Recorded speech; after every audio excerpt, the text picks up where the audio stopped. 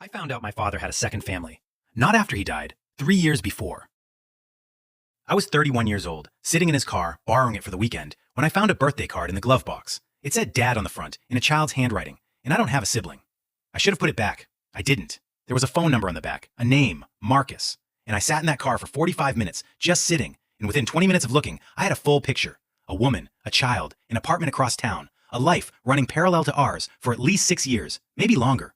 I stopped looking when I found enough to know I wasn't wrong, put the card back exactly how I found it, drove his car to where I was going, and said nothing. You want to know why I didn't say anything? I've thought about that for 3 years. Part of it was my mother, who had finally found something like peace. She was happy. She'd already booked the restaurant for their anniversary. And part of it was me. I wasn't ready to be the person who broke everything. But the part I don't say out loud was that I wanted to watch.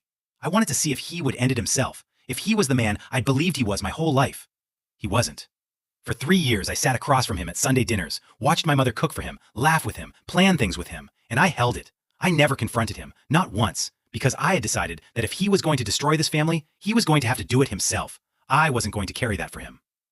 He died 3 years after I found that card. Heart attack, fast. He didn't suffer long. And at the funeral, I stood next to my mother, watching people come through the door. And about an hour in, I saw her, a woman I'd never met, standing at the back of the room with a boy who was maybe 8 years old. He had my father's face.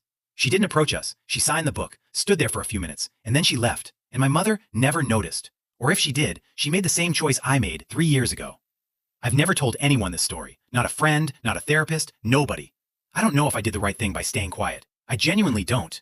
What I know is silence is a choice, and I made mine. The question I keep coming back to is simple. What would you have done?